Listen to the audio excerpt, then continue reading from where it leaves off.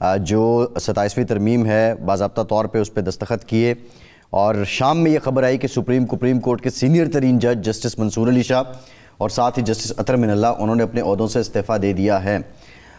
یعنی یہ ایک عدم اعتماد ہے، اور انہوں نے اپنے استعفوں میں لکھا بھی ہے 27ویں آئینی ترمیم پہ۔ آپ سمجھتے ہیں یہ ایکسپیکٹڈ تھا یا یہ صورتحال ایک چیلنج بنے گی حکومت کے لیے؟ نہیں، میں سمجھتا ہوں یہ ایکسپیکٹڈ ہی تھا، کیونکہ جو ان کا کنڈکٹ تھا ایز اے جج وہ آپ کے سامنے ہے۔ اوور اے پیریڈ سب نے ہم نے دیکھا کہ کس طرح کی ریفلیکشن آ رہی تھی کہ وہ کانسٹیٹیوشن ری رائٹ کیا جا رہا تھا، اور کانسٹیٹیوشن سے اباب ہو کے فیصلے کیے جا رہے تھے۔ آپ کے سامنے عورتوں کی جو سیٹیں تھیں اس کا بھی فیصلہ آپ کے سامنے ہے۔ تو میں سمجھتا ہوں کہ مجھے نہیں پتا کہ کس طرح کچھ اصولوں کی بات ہو جاتی ہے۔ آپ اگر ٹوٹل جوڈیشری کا دیکھیں، ہسٹری دیکھیں، تو وہ آپ جسٹس منیر سے شروع کریں تو پھر آپ کو ساری ہسٹری آپ کی آنکھوں کے سامنے آ جائے گی۔ جس طرح مارشلاں کو ویلیڈیٹ کیا گیا، جس طرح 3 سال کے لیے اس کو اختیارات بھی دیے گئے کہ جی آپ کانسٹیٹیوشن کو امینڈ کر سکتے ہیں۔ آپ کون سا دور ہے جس میں یہ کام نہیں ہوئے، اور کس طرح انٹرپریٹیشن کی جاتی رہی اپنے اینگل سے۔ تو رانا صاحب اس کا مطلب ہے یہ تاثر درست ہے کہ جوڈیشری نے ماضی میں سپریم کورٹ نے، چونکہ بھٹو صاحب، اس کے بعد میاں نواز شریف صاحب، زرداری صاحب، ان لوگوں کو انصاف نہیں دیا یا ان کے خلاف فیصلے آئے، تو اب اسی لیے جوڈیشری کو حدود میں لایا گیا ہے کہ وہ ایک بدلہ بھی لے لیا جائے اور کمزور بھی کر دیا جائے۔ تو یہ مخالفین پھر درست تاثر دے رہے ہیں؟ بالکل درست تاثر نہیں دے رہے۔ جب مخالفین کی بات کریں تو ان کا بھی دور دیکھ لیں، جس طرح وہ ستائش کے پھول برساتے تھے ان پہ کہ جی کیا بات ہے، جب ان کے حق میں فیصلہ ہوتا تھا، اور جب نہیں ہوتا تھا تو کس طرح کے الزامات، کس طرح کی باتیں کرتے تھے۔ لیکن بدلے والی بات آنیسٹلی نہیں ہے، صرف ایک اس کو ایک آپ کہہ سکتے ہیں کہ ڈائریکشن اس کا آئین کی درست کی ہے، تاکہ اس میں جو انٹرپریٹیشن کی جاتی ہے اس سے وہ کوئی ایسا کھلواڑ نہ کریں جس سے سسٹم بالا ہو جائے، اور جس طرح ڈکٹیٹروں کے ساتھ مل کے آئین کا حلیہ بگاڑا گیا، جس طرح آئین ایبروگیٹ ہوتے رہے اور ان کے ساتھ یہ چلتے رہے، جس طرح یہ پی سی او ججز باندھتے رہے، وہ ساری آپ کے سامنے چیزیں۔ لیکن رانا صاحب، جو جسٹس منصور علی شاہ نے جو اپنے استعفے کے اندر کہا ہے، انہوں نے تو 27ویں آئینی ترمیم کو آئین پہ حملہ قرار دیا ہے، اور ساتھ ہی ساتھ وہ یہ بھی لکھتے ہیں کہ 27ویں آئینی ترمیم نے عدلیہ کو اپنے ماتحت بنا دیا ہے، اور 27ویں آئینی ترمیم نے ہماری آئینی جمہوریت کی روح پر کاری ضرب لگائی ہے۔ اب اپنے استعفے سے تو امپریشن انہوں نے یہ دیا ہے کہ موجودہ حکومت نے، جس طرح ڈکٹیٹرز کے بارے میں کہا جاتا ہے کہ عدلیہ کو ماتحت کر دیتے تھے، موجودہ حکومت نے اب عدلیہ کو ماتحت کر دیا ہے اور اب ایگزیکٹو پاورز ہی ہیں ساری۔ نہیں فیصل صاحب، مجھے یہ بتائیں، صرف کانسٹیٹیوشن کوڈ جو کہ ایک ساری دنیا میں ہے آئین کی تشریح کے لیے، یا آئین کے جو بھی معاملات ہوتے ہیں، ایشو آتے ہیں سامنے، ان کو سیٹل کرنے کے لیے ایک کانسٹیٹیوشن کوڈ بنی ہے۔ اس میں کہاں سپریم کورٹ کی جو پاورز ہیں، باقی جتنے بھی معاملات ہیں، سوائے ایک آئین کی تشریح کے، اور وہ بھی سپریم کورٹ سے ہی اس وقت ججز جو ہیں وہ اس میں جائیں گے۔ آئندہ کے لیے وہ جو پروسیجر ہے وہ بھی آپ کے سامنے ہے۔ تو میں سمجھتا ہوں یہ تاثر دینا غلط ہے، کیونکہ بہت سارے گریوینسز اور ہوتے ہیں جو ریزائن کرتے ہیں، یا جس طرح انہوں نے بھی ریزائن کیا۔ تو بعض اوقات اپنے اندر کے جو خوف ہیں یا اپنے اندر کی کوئی چیزیں ہیں، ان کو دھونے کے لیے یا آپ ہیرو بننے کے لیے بھی ایسے کام کیے جاتے ہیں۔ تو میں سمجھتا ہوں کہ میں کسی کا نام لے کے تو نہیں بات کرنا چاہتا، لیکن مجھے پتہ ہے کہ کون ضیاء الحق کے دور میں، مشرف کے دور میں وزیر بنے، اور پھر یہ ساری چیزیں آپ کے سامنے ہوتی رہی ہیں۔ کس طرح مجھے بتائیں جو چیف جسٹس ہے ادھر جی، تو یہ سارے آپ نے تو تاریخ دیکھی ہوئی ہے، میرا خیال ہے آپ کو تو اس کو اپریشیٹ کرنا چاہیے سب کو کہ یہ جو چیزیں ہوئی ہیں تو یہ ججز نے تو ایک قسم کا ادھم مچایا ہوا تھا. اچھا رانا صاحب یہ فرمائیں کہ کچھ اور ججز کا استعفیٰ بھی آپ توقع کر رہے ہیں یا بس یہی 2 استعفے کافی ہیں؟ میرا خیال ہے کچھ لوگ ایسے ہیں جو اس لائن پہ چلتے رہے ہیں, دیکھیں وہ کیا فیصلہ کرتے ہیں, لیکن لائن تو انہی پہ چلتے رہے ہیں وہ. صحیح. اچھا تو یہ جو آئینی عدالت ہے, کیا justice Amin Uddin he chief justice of Pakistan ہوں گے؟ اس کا فیصلہ کر لیا ہے حکومت نے؟ فیصلہ تو بھی نہیں ہوا, لیکن میرا خیال ہے لائکلی یہی ہے, لیکن فیصلہ نہیں ہوا ابھی. مے بی کہ صبح تک کوئی فیصلہ کر لیں, لیکن ابھی کوئی ایسے کیٹیگوریکلی ڈیسیژن نہیں ہوا, نہ اس کا کوئی آرڈر ایشو ہے. لیکن میرا خیال ہے کیونکہ ایک بینچ کو وہ ہیڈ کر رہے تھے, کانسٹیٹیوشن بینچ جس کو کہتے ہیں, تو لائکلی یہی ہے کہ یہی ہو سکتے ہیں.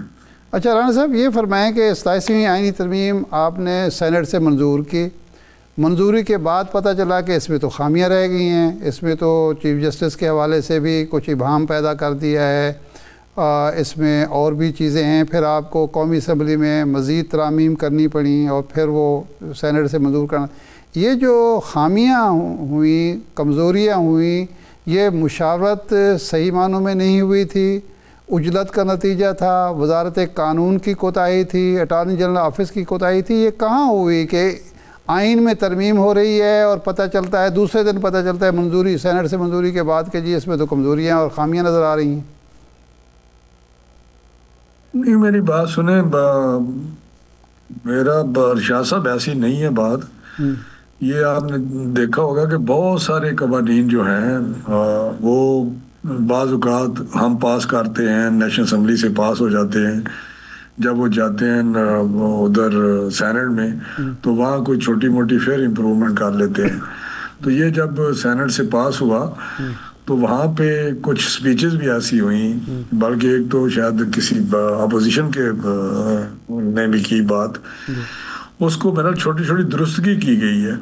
تو یہ تو ایک اچھا بیرسٹر گوہر نے پوائنٹ آؤٹ کیا, بیرسٹر گوہر نے پوائنٹ آؤٹ کیا, لیکن آپ اپریشیٹ کریں کہ اگر کوئی ایک اچھی چیز پوائنٹ آؤٹ کی گئی ہے تو اس کو درست کر لیا گیا. لیکن رانا صاحب سوال یہ بھی ہے کہ سینٹ سے آپ نے مسودہ منظور کروایا, اس کے بعد جو قومی اسمبلی سے منظور کیا گیا اس میں اضافی ترامیم تھیں, اور وہ اضافی ترامیم پیشگی کابینہ سے ان کی منظوری نہیں لی گئی. تو ان فیوچر یہ ایک لکونہ جو چھوڑا ہے, یہ آئینی قانونی کوئی اس ترمیم کی جو حیثیت ہے اس کو تو چیلنج نہیں کرے گا؟ نہیں, بالکل نہیں, نہ اس کی ضرورت ہے, نہ اس کی بالکل کوئی کسی کا آئین اور قانون میں لکھا ہوا ہے, نہ یہ کوئی پریکٹس ہے, نہ رولز ہیں. یہ تو ایک جب اوریجنل ڈرافٹ ہوتا ہے اس کی اپروول ہوتی ہے کیبنٹ سے, لیکن جب اسمبلیز پاس کر دیتی ہیں کسی امینڈمنٹ کے ساتھ تو وہ کبھی بھی وہ کیبنٹ میں نہیں گیا کہ جی یہ امینڈمنٹ دوبارہ ہوئی ہے تو اس کو آپ پاس کر دیں. وہ تو کیبنٹ سے جو اوریجنل ایک پرمیشن ہوتی ہے وہ اس کو ادھر سے اپروول لے کے کہ جی یہ پاس ہم نے کرنے کے لیے لے کے جانا ہے. باقی امینڈمنٹس تو ہوتی رہتی ہیں اور یہ کبھی نہیں ہوا کہ پھر دوبارہ کیبنٹ کے پاس جائیں. اچھا, آپ نے صدر کو تاحیات استثناء دیا ہے. ایک اعتراض جو سب سے بڑا ہو رہا ہے, ایک تو یہ ہے کہ دوران صدارت استثناء کی تو سمجھ آتی ہے کہ جی انہوں نے جو کار منصبی انجام دینے ہیں اس میں کوئی خام خواہ مسئلہ کھڑا نہ کیا جائے, رکاوٹیں کھڑی نہ کی جائیں. ایک تو یہ ہے کہ جی تاحیات کیوں. دوسرا یہ ہے کہ ہم مسلمان ہیں اور ہمارے ہاں قومی اسمبلی میں بھی یہ بات بار بار کی جاتی ہے, سیاستدان اپنی تقریروں میں بھی, کہ رسول اللہ صلی اللہ علیہ وسلم نے فرمایا کہ میری بیٹی بھی اگر کوئی غلطی کرے گی تو اس کو بھی سزا ملے گی. ایک مسلمان ریاست میں جس کا نام ہی اسلامی جمہوریہ پاکستان ہے, جس کے آئین میں مساوی حقوق کی بات کی گئی ہے, مساوی معاملات کی بات کی گئی ہے, اس طرح کا استثناء کون سی مجبوری تھی؟ میرے بھی خیالات آپ سے ملتے جلتے ہیں. اچھا چلو. نہیں تو آپ نے پھر ووٹ اس ترمیم کے حق میں تو دیا ہے رانا صاحب, اس لیے کہ پارٹی کا فیصلہ تھا, پارٹی کا فیصلہ کولیکٹیو وزڈم میں بھی کہ وہ ٹھیک سوچ رہے ہوں, لیکن میرے سوچ یہی ہے جو آپ کی ہے. نہیں, جب یہ کیبنٹ میں پیش ہوئی تو آپ نے توجہ دلائی وزیر اعظم کی اور باقی ساتھیوں کے بھی یہ کام نہ کریں کم از کم؟ بارہ وہ ہماری انٹرنل ڈسکشنز ہوتی رہتی ہیں. اچھا, لیکن فیصلے جو ہوتے ہیں وہ میجورٹی سے فیصلے ہو جاتے ہیں. اچھا, یہ میاں نواز شریف صاحب آئے, انہوں نے ووٹ کیا ترمیم کو, اس کو آنرشپ دی, تو ڈیفینیٹلی کیا یہ میاں نواز شریف صاحب کے فیصلے کی پاسداری پارٹی نے کی ہے یا پارٹی کے فیصلے کو میاں نواز شریف صاحب نے ایکسیپٹ کیا ہے؟ Number 1 is that. دوسرا یہ ہے کہ آپ نہیں سمجھتے کہ اب آپ کے پاس کوئی جواز نہیں ہے ان فیوچر کے, اگر آپ یہ پلی لیں کہ یہ ترمیم ہم نے نہیں لائی تھی یا مجبوری تھی, میاں صاحب کا آنا اس بات کی دلیل ہے کہ انہوں نے آنرشپ دی ہے اس ترمیم کو اور یہ مسلم لیگ نون اور حکومت کا ہی فیصلہ تھا. ہم سمجھتے ہیں یہ جو ہم نے امینڈمنٹس کی ہیں یہ سسٹم کے لیے اور پاکستان کی جو ایک وے فارورڈ ہے پروگریس کرنے کے لیے یا صحیح گورننس کے لیے یہ ضروری ہے. اور دوسرا جو آپ میاں نواز شریف صاحب کی بات کرتے ہیں, وہ ہمارے پریزیڈنٹ ہیں, وہ قائد ہیں, اور انہی کی مشوروں سے انہی کی ڈائریکشن پہ ہم سارے کام کرتے ہیں. اور ساتھ یہ میں آپ کو بتا دوں کہ جو فیصلے ہم کرتے ہیں پھر ان کو اعتماد میں بھی لیتے ہیں. پرائم منسٹر صاحب ان سے ضرور جا کر وہ شیئر کرتے ہیں اور ان کو بول لیتے ہیں, اگر کوئی ان کی ادروائز کوئی رائے ہو تو پھر اس کو اہمیت دیتے ہیں. صحیح. اچھا رانا صاحب یہ فرمائیں کہ اب 28ویں ترمیم کا ذکر ہو رہا ہے اور وزیر اعظم صاحب نے بھی کہا ہے کہ جی NFC کے حوالے سے 18ویں ترمیم کے حوالے سے ہم مشاورت کریں گے, تو اب یہ مشاورت کا عمل کل سے شروع ہو جائے گا, 28ویں ترمیم کتنی دیر میں آ جائے گی؟ دیکھیں مشاورت تو پہلے ہی چلتی رہتی ہے, مختلف ایشوز ہیں, جس طرح 18th امینڈمنٹ ہے. 18th امینڈمنٹ میں کل بلاول صاحب نے کہا کہ کوئی اس کو نہیں ختم کر سکتا. ختم کرنے کی تو بات ہی نہیں ہم کرتے.